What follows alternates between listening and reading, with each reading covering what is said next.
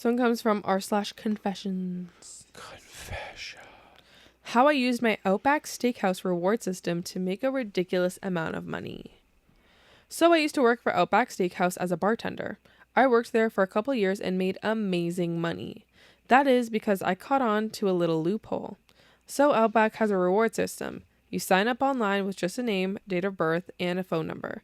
No double verification needed, and when you signed up, you got a reward for a free appetizer. So once you type the phone number that it is under in the POS system, it would completely take the appetizer off the check. No approval needed. So I started using this to my advantage. Whenever people would pay with cash and they ordered an appetizer, happened very often, I would just use the reward system and use a random phone number I came up with and then take the appetizer off the check. If the appetizer was, let's say, $15, then those $15 extra I would pocket and add to my tip. I would walk out of the store making $300 to $400 on a Monday night, and don't even get me started on how much I made throughout the weekend. It was such a great gig, and I can't believe how much money I made throughout it. Eventually, I got caught. Apparently, I used the same phone number 3 times without knowing or realizing, and corporate fired me. Thank God they didn't go back and actually look into how long I did this and how often. Only into these 3 transactions with the same phone number. But yeah, that's how I made ridiculous money at an Outback Steakhouse. Damn. That's a Work smarter, not harder. Yeah, that's a smart hack. But yeah, they're definitely going to fire you as soon as they find out. You're cheating them out of so much money.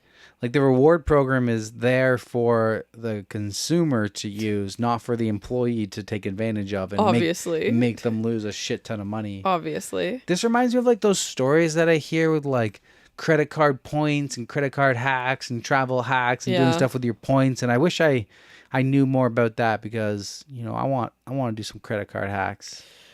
So a lot of my coworkers are like really into this, and they've been talking about it like at every company function. But like one of the hacks is to buy prepaid gift cards from grocery stores, because grocery stores are like 4 times the amount of points or whatever than like anything else. Yep. Grocery stores have the highest points. So you buy prepaid cards for other things like restaurants, like the keg, gas, keg, yeah, whatever. Gas.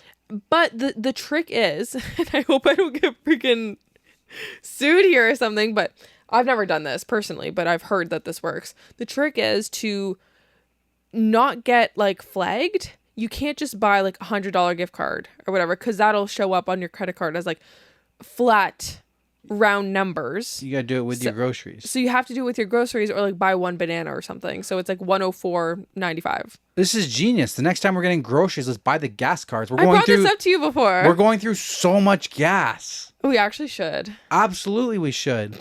Let's hit up the gift card section. I hope it don't fuck us. Oh man, I'm gonna rack up so many points. I did hear this hack one time. Like, if you're a business owner, you're like self-employed. You buy your things. You buy gift cards, and then you write the gift cards off as gifts.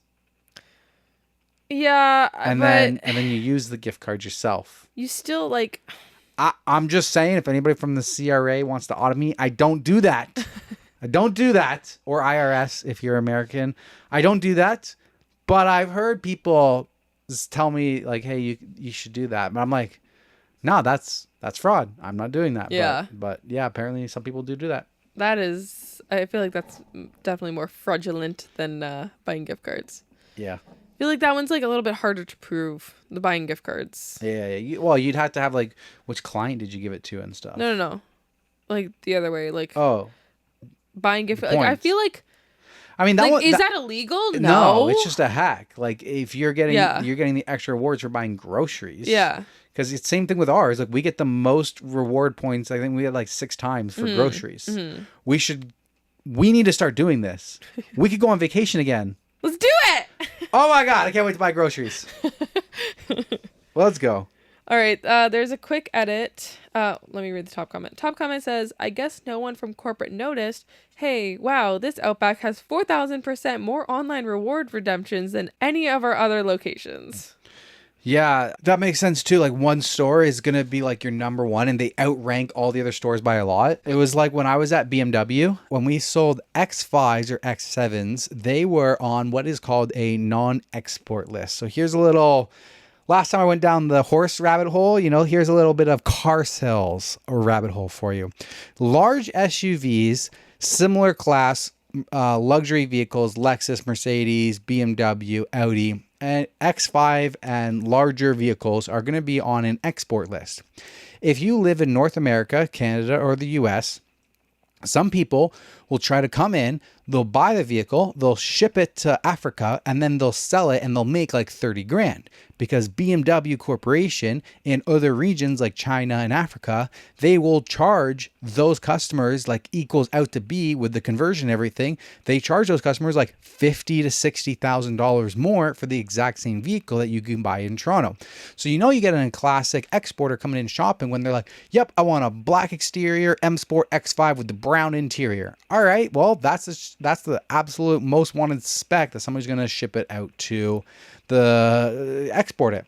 So we'll have to get you to sign some documents that say, hey, I'm not going to sell this car. I'm not going to ship it out. And we'll run a vehicle registration. We will take a look at what cars you have previously owned. If you have previously owned one of these cars in the last 12 months, and for some reason it's just gone now and you're coming in to buy it cash, you're not financing, you're not leasing, and it's just a cash purchase, and you've owned a similar car like this, we're going to be like, well, what happened to that car? And unless you have like a valid, like, oh, it got written off and whatever, and you prove the documents for it, we're not going to sell you that car. And then you're going to be added to a blacklist, a red flag list, where eventually you won't be able to get a car in the future. Also, we're going to Google Earth your house. What? Your house, yep. If your house doesn't look like you can afford the vehicle, that's a red flag, and we will not sell it to you. What? Yep. So we're going to check your address.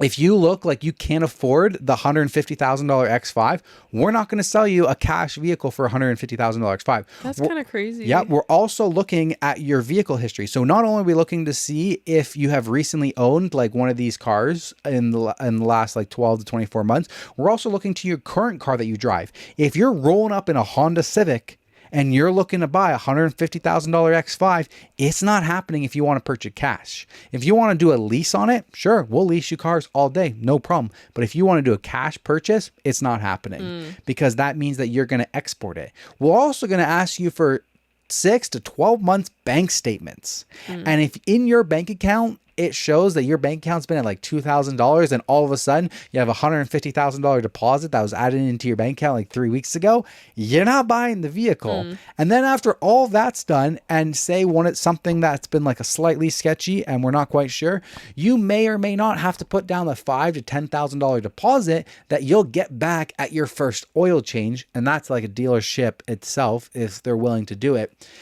Where I'm going with this in the story that relates to the Outback is there was one dealership in the Toronto area when we were looking at the stats at the end of the year, we could tell like competition, like, we can see how many 3 Series, how many X3s, how many X5s, like there were certain categories for the vehicles, and each dealership had like a power ranking of like how many they sold, how many M cars we sold. And there was essentially a ranking for like X5s and X7s. They're GLE or something. Internal Q means they're a high value ticket. And there was one dealership. We sold a lot of cars. We were like the second to third highest outing dealership in Canada. And this dealership had 5 times the amount of X5s sold as us. All the other cars, they sold way less than us. But X5s, it was like this massive spike where we're just like, and they were well known for letting export people buy the cars from them and then export them off. And that's where it's funny because it's like, bro, that's a huge red flag. You're like, every other dealership near you is only doing this amount and you are doing 5 times this amount. Yeah. Just what's got to be happening with these appetizers at Outback Steakhouse. Like every other restaurant does about this. And then you are like, you're the one scale that's like, you're off the chart, bud. It gets red flagged. At least, he didn't get caught for the other ones and wasn't expected to pay back everything. They could have deducted it off his paycheck. Well, he didn't say that, so. No, they could have. Like, if they didn't fire him, they could have, like, let him keep his job and then made him pay back a certain percent after every paycheck. Could have started deducting wages. This story made me realize how much people pay with cash. 'cause A lot of people pay with cash. Yeah, still. that's crazy. Oh, well, there was somewhere that I worked where there was like a site, something similar. I learned that some guy was doing something sketchy when people paid for cash. Oh, there was. Yeah, when I worked in the restaurant, some people would pay cash, and then when the bartender would run it through, they would run it through with their credit card instead of the cash. And they To get points? Yeah, to get the points. They'd pocket the cash, and then they'd run it through with their credit card. That was a scandal. Doesn't it say I think that was on Moxie's or whatever. Like they would print the receipts out, give it to the customer, and then they would go back through and change the transaction in the system from cash to credit card. Oh. Yeah. So that they would get their Whoa. reward points for it. That's crazy. Yeah, I think that was Moxie's. When I worked at Moxie's, I remember that happening. It was somewhere it was happening. Whoa. Yeah. That's intense. Yeah. Or maybe it was at the club with the bottle service and stuff. Mm. Yeah, it's somewhere that, yeah, they would take the cash and then they would give the customer the receipt and then they would run it through. Or maybe it was when the customer didn't ask for a receipt. I think maybe that was it. If the customer didn't ask for a receipt, then they used their credit card. Customer asked for a receipt, they put the cash into the till. Yeah. Interesting. All right. All right. Back to me. Back to you.